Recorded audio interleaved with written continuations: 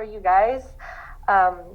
So yes, in the meantime, I would just like to thank everyone for being here. So nice to see so many people from all around the world just coming together for an amazing conference, which is the Youth International Conclave. This is amazing.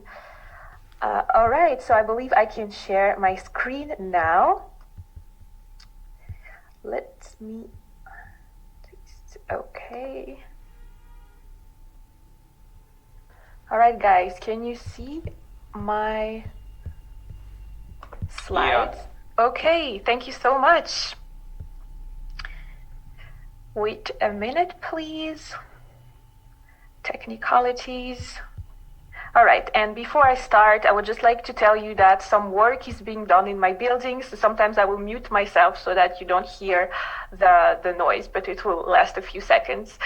All right, so today I am here to talk about a topic that is actually closely linked to the theme of this conference, and this topic is rethinking international development in a globalized world.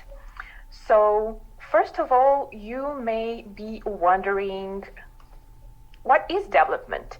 And it's true that, it's a good question. To be honest, for having studied it for 2 years now in my master's degree, it is still a pretty complex question to answer because the definitions differ from one scholarship to another, from one country to another. So I will maybe ask you, maybe in your mind, try to answer this question, and you'll see this is not an easy task. So currently, according to the agenda of the United States, the concept of development includes many aspects that have changed over time, but it is first and foremost a multidimensional effort to achieve a higher quality of life for all people. It sounds great, right? And one of the tools of the United Nations to foster development, these are the Sustainable Development Goals. And I am sure you have heard of this, especially if you're doing MU1 for quite some time. This is a call of actions of all countries to end poverty, to end world hunger, and also to build economic growth, or just in other words, to face together the challenges that the world is facing. But you may wonder, by looking at this chart, why all these different goals and what do they have all to do with development? Is it really necessary to have 17 different goals, as if development was not already complicated enough? But actually, economic development, social development, and environmental protection, they're all interdependent, and they're mutually reinforcing the components that constitute sustainable development. So sustainable economic growth is essential actually to improve the social conditions of a population in the country, to improve the literacy rate, the education rate, to end poverty, hunger, even disease. And democracy, the respect for human rights, and fundamental freedom are all essential part of the necessary foundation for the realization of social justice, social freedom, and a concept of development that is centered on people and their lives. And the empowerment of women as well. I don't think I need to explain that in detail, but their full participation on the basis of equality in all spheres of lives, it is also very, very much essential for development.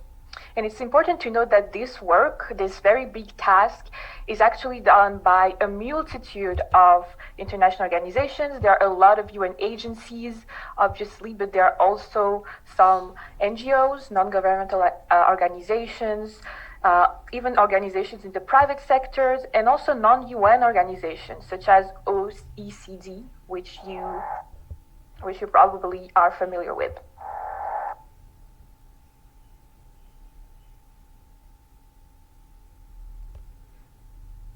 All right, but now you may wonder, what is globalization then? And how does it impact development? But first of all, the phenomenon of globalization. So actually, this phenomenon is not really new because the very primitive form of this phenomenon is it was when humans started to travel actually from one country to another, from one continent to another, so a long time ago. But actually, in the past century, this is really the time frame where the globalization became more intense and where all the movement of people, of goods, and of ideas became more increased, just skyrocketed, thanks to the technologies like communications, transportation, and also the internet, of course.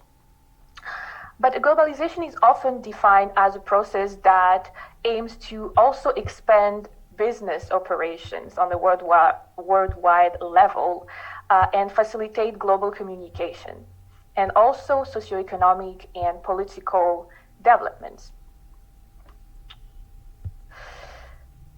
The goal from an from an economic point of view, the goal of globalization is to provide organizations a competitive position and lower operating costs, and to gain greater numbers of products, services, and also diversify their resources. And although there is, of course, a positive outlook regarding the effects of globalization, such as economic growth, there are also some downsides. For example, I'm sure you can think of several downsides, but free trade, it also may drive labor costs to go down, so lower wages for the workers. Another possible danger is the harmful effect of the overuse and abuse of natural resources to meet the new higher demands. It also the increase of production that can increase the pollution, for example, of the air, pollution of the seas. So you can see by yourself that although there are undeniably some positive aspects, there are also some negative effects to globalization. And actually, the international development in the 21st century has to take into account the globalized world, so the globalized capitalism, the challenges of sustainable development, but also the blurring of north-south boundaries. Indeed, the international development is changing and to what we can now call global development. But first of all, what was originally international development?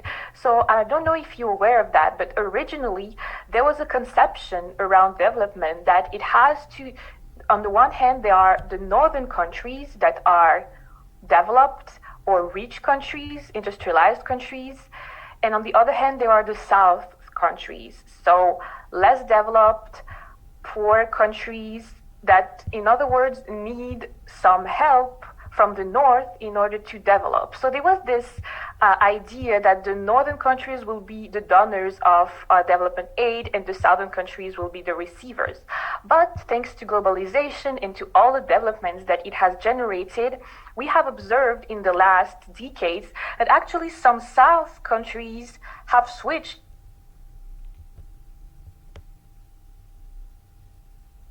Okay, my mic was muted.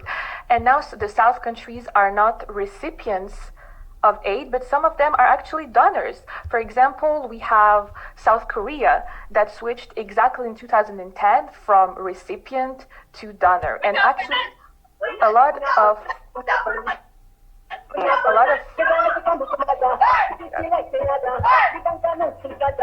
Please mute your mic to Ms. Daya continue her presentation. It's fine. Thank you so much. So a lot of Asian countries actually in the past decades have switched. They have, thanks to globalization, they have developed economically and now they're richer than some northern countries.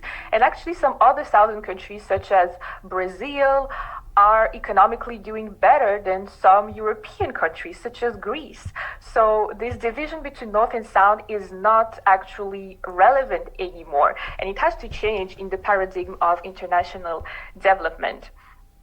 And actually also concerning poverty, because at the beginning, international development, the idea includes the concept that there is poverty in the South and there is prosperity in the north, and so the north must help the south to raise to a certain level of prosperity. But now actually we observe that there are less inequalities in between countries, but more inequalities inside the countries. In other words, now there are more inequalities in France, like among French people, or in India among Indian people, than there is actually on the global stage between France and India, if you see what I mean. So once again, it has to be redefined, because we are not in this dynamic of rich north and poor south, and each country actually has to deal with their own inner issues of inequality. So now we are driving towards what we call global development.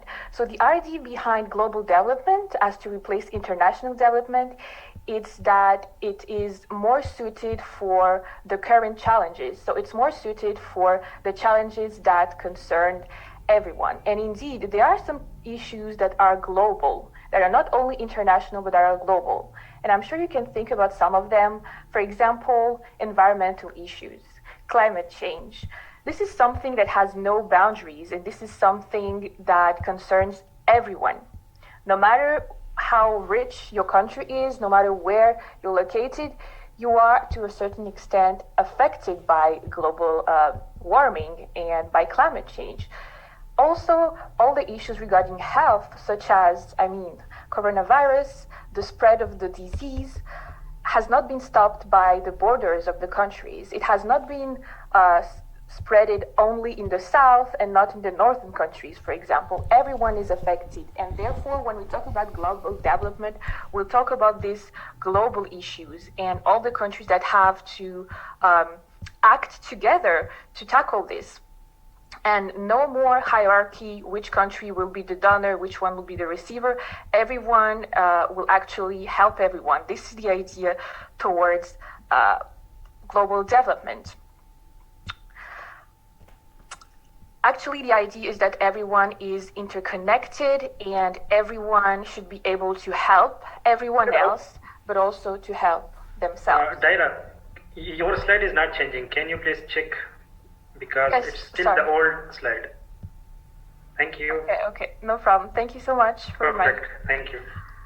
But now you may wonder how to achieve this global development, or what can I do at my own small scale. Maybe you may have this flawed idea that the people who can change the world, the people who can contribute to development, are only the people who attend the World Summit, only people who are sitting at the UN, only people who are wearing suits and who are being called diplomats.